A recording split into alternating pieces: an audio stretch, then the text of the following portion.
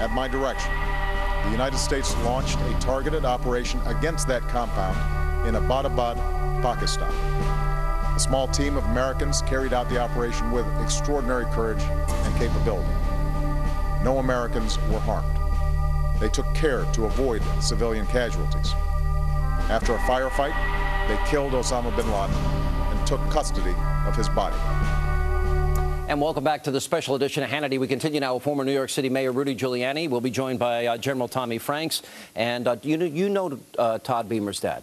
Yes. Yeah, as well. He's going to be joining us tonight. Let's roll. Another one, real patriot, real hero. Patriot. Yeah, and same with the father. All right, so Lindsey Graham is criticizing the Obama administration's decision to bury bin Laden at sea in accordance with Islamic law within a 12-hour period of time. I admire Lindsey very much. He's a good friend, but I don't agree. I think it was okay. I mean, I might not have made that decision, but I'm okay with that decision being made. I think that, look, it's not going to do him any good. He could have all the services you want to give him. He's going to hell. Yeah. And the reality is, I did like the idea of burying him at sea because we don't end up with a memorial for him anywhere. But should we have kept his body, at least for the short term, and maybe done this at some other point? I agree. We don't want to set up an area where people can go and memorialize this lunatic, but maybe in the short term, because they're still checking the DNA according to reports. Hopefully there's enough proof but they should put the pictures out. I agree with you completely that the pictures should be out now so that you take out the element of, well, why aren't they showing the pictures? And whatever they look like, no matter how insensitive they are, people can handle that. And who cares what he looks like? Well, we saw Uday and Kusa. Yeah, but who cares what he looks like? Yeah, well, I agree with it. I do agree with Lindsey Graham in this respect. The victims of 9/11, and you went to how many of their funerals and the families? They did not have funerals. Many of them never even got any of the remains of their loved ones back ever. Right. So I'm like, why does this guy get a funeral? Well, I don't know that it was really a funeral. It was just a service, and I think they wanted to comply with Islamic law so that they don't lose some of the moderates and some of the others. Well, they had to clean his body. They had to wrap it in linen. They had an Islamic service, according to reports, and then they dumped him in the sea. And I'm thinking, that didn't happen for the families. That's true. That's true. That's true. But yeah, go ahead. It probably is. There's a disproportion to it. But after all, this is the United States military. It's not some terrorist group, and you want to show a distinction in the way you handle people. But is this? Here's my fear. And getting rid of them quickly, I think, really helps. I mean, I was really worried last night that maybe we captured him alive.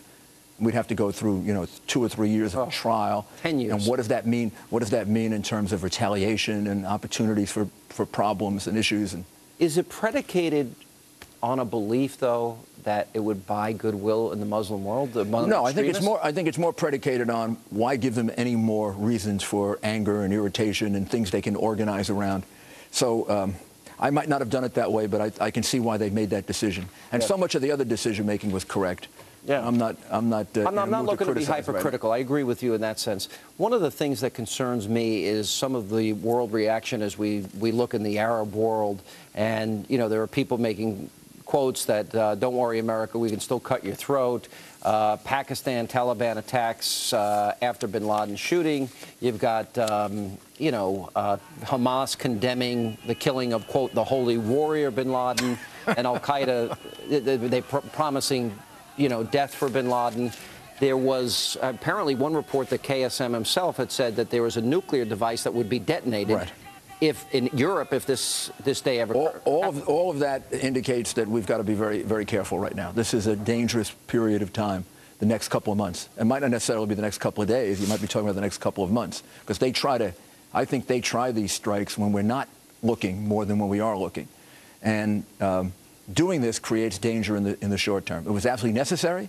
Long term, this will help us a lot because he was a symbolic figure unlike any other. This is a guy who had special charismatic power, evil but charismatic power, and taking him out this is why you're hearing all this talk in some of the Islamic world, because he had a big impact on them, big influence on them. There are rumors that one political question, if you don't mind, that you are really considering strongly getting into the run for president and the primary.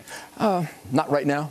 I mean, tonight, the last couple of days, last thing from my mind is politics. Well, let's take you back before this happened. Before Geraldo announced this last night. Actually, that's who I saw announce I was watching Geraldo. He was so excited. I think he was singing God Bless America. He was so excited. He got me all worked up. But he spent a lot of time with these troops, and he knows how. No, I could see that. I could see it was very genuine. No, he loves these guys. But prior to yesterday, where was your thought process? My thought process was I want to see how the field emerges, who's in it, what they're saying. Is there somebody that can win, that has a good chance of winning? Because that would be my major objective. But tonight, not the night to talk about it. I mean, tonight is the night to thank God that the president made the right decision. And thank God that these people carried it out so perfectly. Once that helicopter went down, that was scary. They were able to carry this out so well. Yeah. Means, it's like absorbing some terrible impact in the middle of a very sensitive operation, but just going right ahead. You know what fascinated me is that apparently they were in the Situation Room and they were able to watch this as it's unfolding. I think there must have been a lot of people in the White House very worried when that happened. I mean, I would be. Of course you would be. I will say this. We have the greatest military force on the face of the earth. These guys are unbelievable. And this was a gutsy, raid by very brave men. I think that's something that will mean a lot. Yeah. I think by carrying this out so professionally, so well, this is a frightening thought for the rest of the world. That America's military can do something like this, come away with no casualties, and take this guy out in such a surgical way. There aren't too many. Not too many militaries in the world, if any, that could carry this kind of a thing out. Reminds me of the raid on Entebbe, Yeah, it really does. Yeah. BB's brother. Yeah. Right.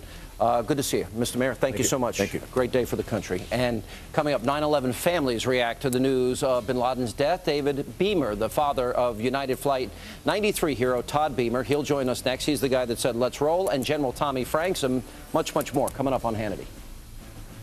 It was nearly 10 years ago. The bright September day was darkened by the worst attack on the American people in our history. The images of 9/11 are seared into our national memory.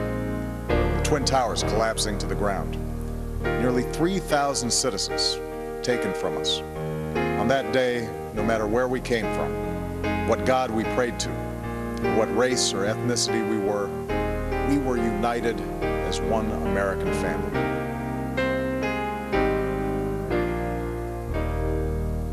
Now, just moments before hijacked, United Flight 93 was taken over by courageous passengers and crashed into the ground in Shanksville, Pennsylvania.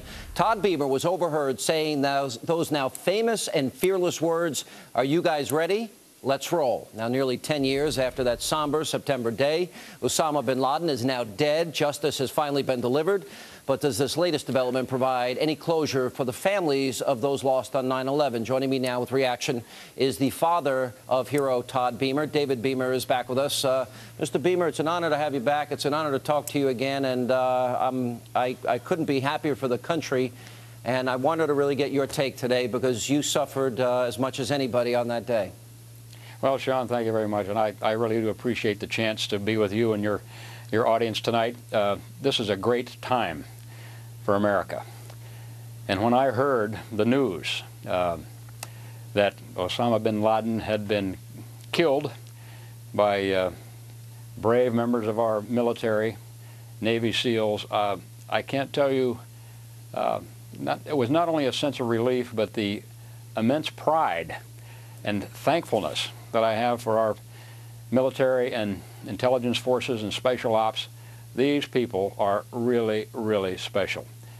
What they did was, well, it was great. They went in, they got him, they killed him, they took him out, along with much intelligence documentation.